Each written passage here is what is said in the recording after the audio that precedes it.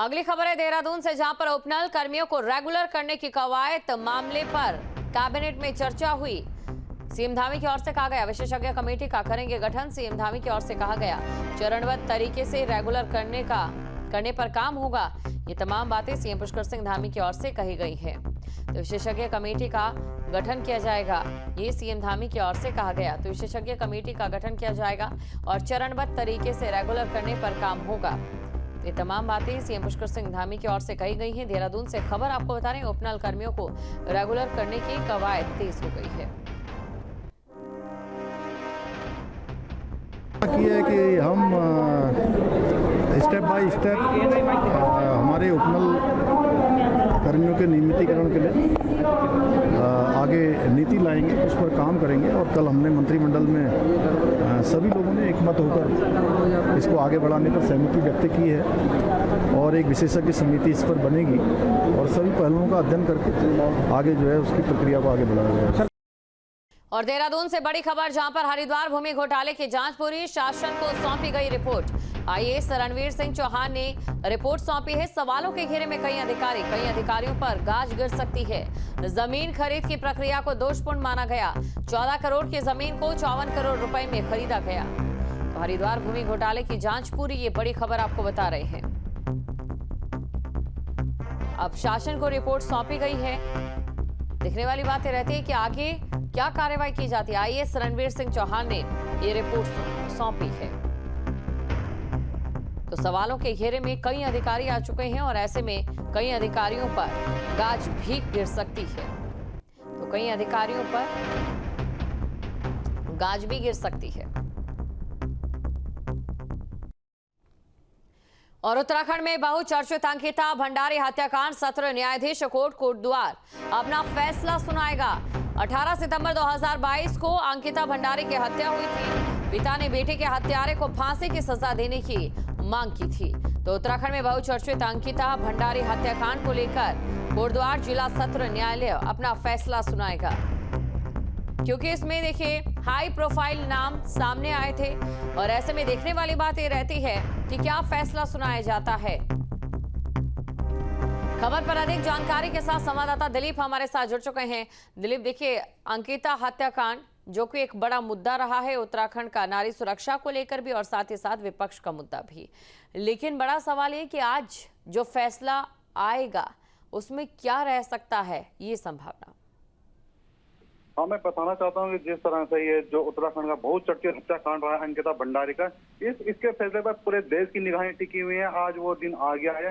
ये जो 30 मई का दिन है, इसको डिक्लेयर कर दिया गया था फैसले के। लेकिन वहीं देखा गया है कि खास तरीके से जिस तरह कोर्ट परिसर के बाहर यहाँ पे भारी पुलिस फोर्स तैनात कर दी गई है, तो कहीं ना कहीं है कि जो फैसला है यहाँ पे वो कहीं ना कहीं ये जो आरोपी हैं उनको इसमें जो सजा जरूर मिलने वाली है। जहां तक उसके परिवार वालों की बात की जाए, परिवार वाले भले उसके पिताजी यहाँ पे आरोपी के फांसी की मांग कर रहे हैं, लेकिन वहीं यहाँ पे अन्य जो वकील जो उनके जो अभियोजन पक्ष के जो अधिवक्ताओं से बात की गई, तो उनका भी कहना है कि कड़ी सुरक्षा इनको यहाँ पे मिल सकती है। वहीं खासकर देखा जाए जिस तरह से यहाँ पे अभियोजन पक्ष ने 500 पेज का आरोप पत्र दाखिल किया था, उससे कहीं ना कहीं ये साबित होता है कि बड़ी सजा यहाँ पे इन तीनों आरोपियों को मिल सकती है। जो वलंतरा रोड के जो मालिक थे पुलकित आर्या और उसके सहयोगी थे सौरभ भास्कर और अंकित गुप्ता, इन तीनों को कड़ी से कड़ी सुरक्षा आज मिलने जा सकती है। जी बिल्कुल। और देखिए उस समय हमने देखा था कि किस तरीके से विपक्ष का एक बड़ा मुद्दा अंकिता हत्याकांड ये रहा था। हाई प्रोफाइल नाम भी इसमें जुड़ चुके थे। अब ऐसे में आज जाहिर तौर पर राजनीतिक दलों में भी एक तरीके की हलचल देखने को मिलेगी। हाँ, तो वहीं देखा जाए जिस तरह से जब आज ये आज का दिन जो डिक्लेयर किया गया था यहाँ पे सजा के लिए, तो वहीं जो अन्य जो राजनीतिक दल है वो उन्होंने भी अपनी गतिविधियां दिखाना शुरू कर दिया है।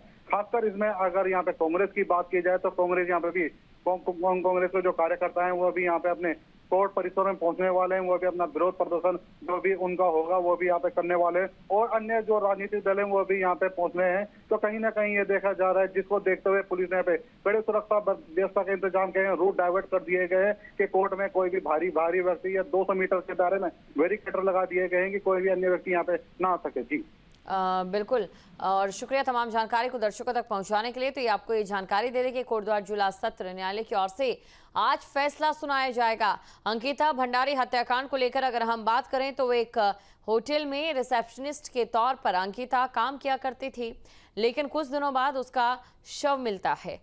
अब इसके बाद जब छानबीन होती है तो छानबीन में ये निकलकर सामने आता है कि दोस्तों के साथ एक लड़ाई होती है और वो जो दोस्त थे वो उसी के सहकर्मी थे और आरोप ये लगाया जाता है कि उन्होंने अंकिता को प्रेशराइज किया था किसी क्लाइंट को खुश करने को लेकर।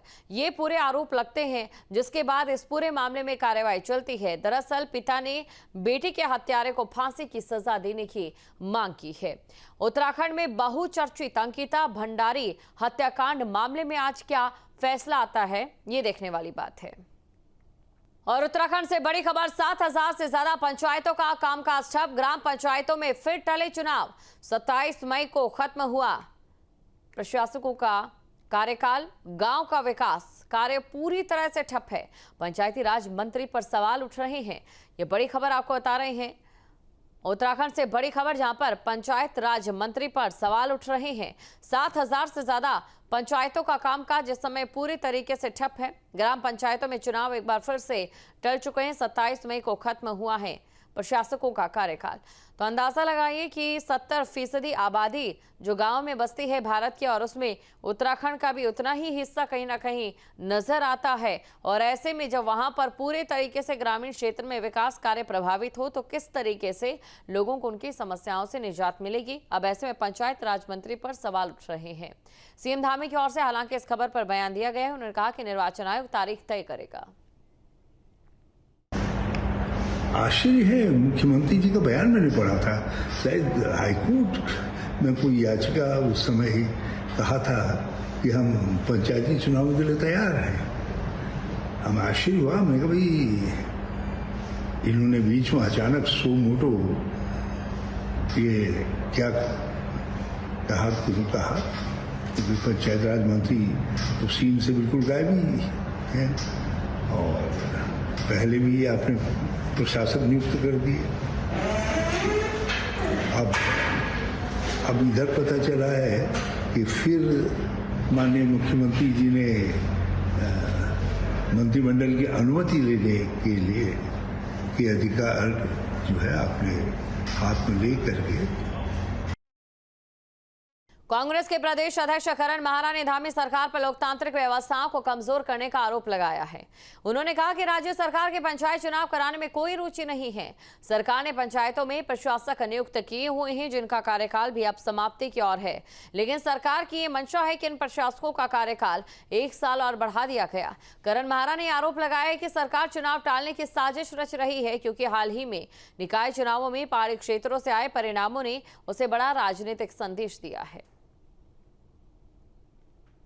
ने एक नया इतिहास रचा है जो आज़ादी के बाद से आज तक नहीं हुआ। जब से पंचायती राज व्यवस्था लागू हुई तब से लेकर आज तक ये ऐसी स्थिति देखने में नहीं आई। इतनी अकर्मण्य और इतनी बेकार ये सरकार है कि जिसने इस हालात को पैदा कर दिया। आज पंचायतों में ना तो प्रतिनिधि है, कोई प्रधान नहीं है, ना कोई प्रशासक है। ये हालात पैदा हुए हैं उत्तराखंड की राजनीति में। एक तरफ इलेक्शन कमीशन कहता है हम चुनाव कराने के लिए तैयार हैं, हमारे वोटर लिस्ट तैयार है, दूसरी तरफ सरकार भी बयान देती है हम तैयार हैं, लेकिन दूसरी तरफ विचलन से एक फाइल पास कराई जा रही है कि कार्यकाल जो है 1 साल तक जो है टाला जा सकता है।